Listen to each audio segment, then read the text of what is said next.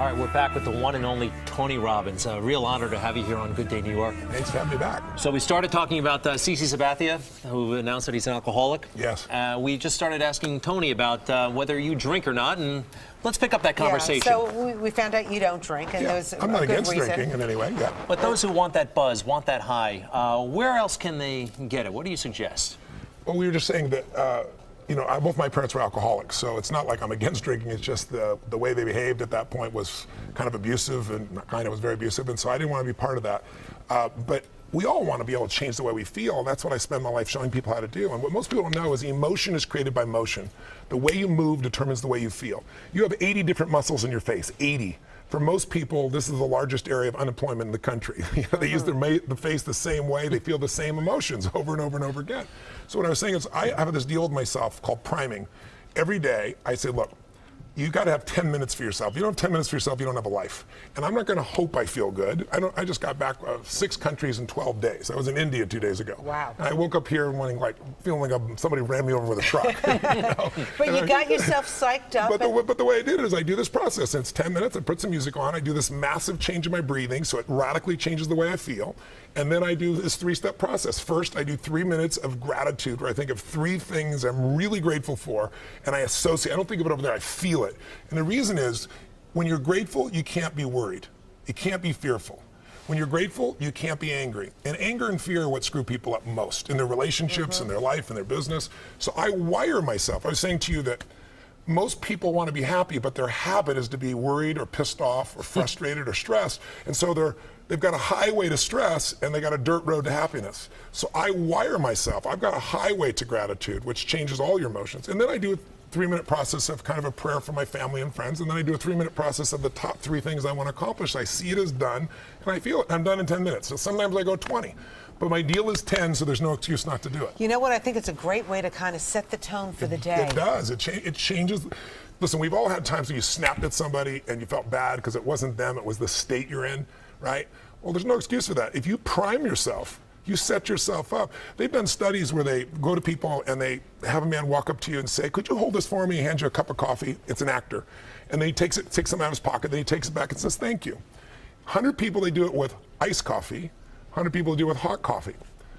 45 minutes later, another actor comes by and says, listen, we're doing this little test. For $5, would you read this 3 paragraphs and answer 3 questions? Most people say yes. It's a little story. The questions are about the character. What's the character like? 80% of the people that got iced coffee say the person is cold and mean.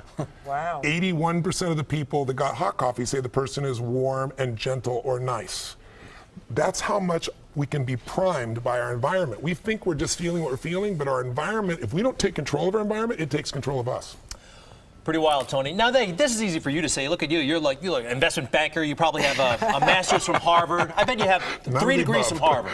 No, I got a high school education. So what happened? You never went to college? Well, my mom, I was going to USC. I wanted to be a sports. I was taking journalism. I was getting a scholarship. And then I had some major challenges with my family. I had to take care of them. And then my mom got very upset. I have 4 different fathers. So I kind of had to take over. And so I went and started my first business at 17, and I started from there. It was working for a man named Jim Rohn, and then I started off and became a seminar broker. I actually filled other people's seminar events. And then I got better than the people I was promoting, and after a while, I decided, heck, I should do my own, and then I began to just expand and do work. And when I started turning around athletes and Olympic athletes, and I got to Nelson Mandela and Mother Teresa, wow. and then I got to President Clinton, and it just grew. What was Mother Teresa doing wrong before she met you? If anything, I mean, come on. Did she ever have a day where she felt like she got off on the wrong side of the bed? No, you know what happened? She was in San Diego, and I don't know if you remember years ago, she got very ill, and they rushed her to the hospital. And I guess like 3 days into it, she left in the middle of the night. Can you imagine? You're at the hospital and you lose Mother Teresa. And she wrote a note that says, thank you for your help, but I have to help people that are in need. I can't sit here. And she went across the border to Mexico. And she said, if you really want to help, don't send me a hospital, send me a mobile medical unit. So in those days, I was friends with a very famous actor, and he and I were both fans of hers. And I said, why don't we just go buy this, you and I? Don't do a press conference. Just drive it across the border. Let's give it to her. We'll get a chance to visit with her. And so anyway, bottom line, we did. And when I was with her, I said to her, you know, it's such a pleasure to meet you. And I always want to learn about people. So I'd say, listen, I'm wondering what what juices you? What excites you? What makes you more excited than anything else? And I'm thinking juice you and none, maybe not the best term. And she looked and she said something I'll never forget. She said, Tony, she said, what excites me most is see a person die with a smile on their face. Wow. I was like, wow, not number one on my list, but I'm impressed. Right. She's an amazing woman. So Tony, one of the critics actually that I once met said, yeah, Tony's techniques, they were great for about a year and a half and then they wore off. What do you say to that, folks? It's real simple. If you don't work out, you don't get a muscle, right? So I always tell people there's a daily practice like priming. If you don't do that, if you get up and you just have no discipline whatsoever, you get no value of anything. Diets don't work when you don't do them. Exercise doesn't work when you don't do them. But most of the people have some experiences that they want to shift. And once you shift those things, your whole life changes. But life is constant growth. My life isn't here because I went to one seminar one time and now my life is fit for life. I work out, I train my mind, I train my body. It becomes a lifestyle. It's not just like you're depending upon somebody else. I'm not here to become somebody's guru.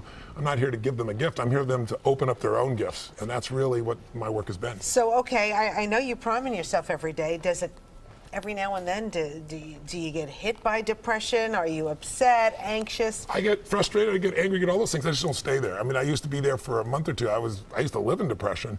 I was 38 pounds heavier than I am now. I lost everything. I moved into a little 400 square foot bachelor apartment in Venice, California, feeling sorry for myself. But I got so near the end where you think life has no meaning, it scared the hell out of me, and I developed tools, and I've never gone back there. I mean, have I gotten pissed or angry? Of course. People all think, you're not happy all the time, are you? No, I'm not happy all the time. But I'm happy the vast majority of the time because I'm doing what I love, with who I love, and there's a meaning in what I do. And when you have those three things, life is pretty magnificent. One thing I was very surprised to hear, and I thought it was delightful, but you had a lot to say about nutrition at the seminar that I attended. Yes. And a lot of folks don't associate that with you. Yes. What do you eat?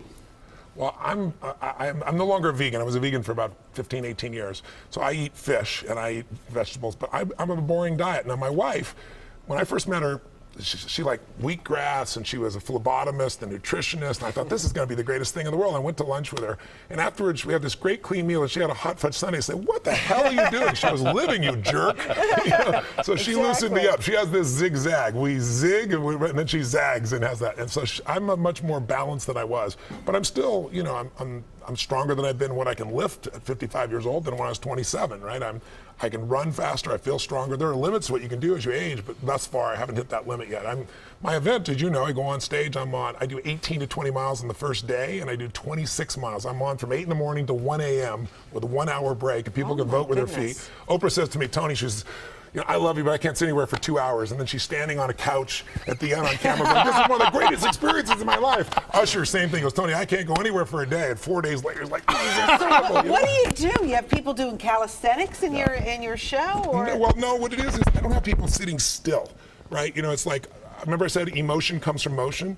And also, a minute feels like an eternity when you don't like what you're doing. Right. When all your needs are fulfilled, time flies. So I get time to disappear for people so they can transform.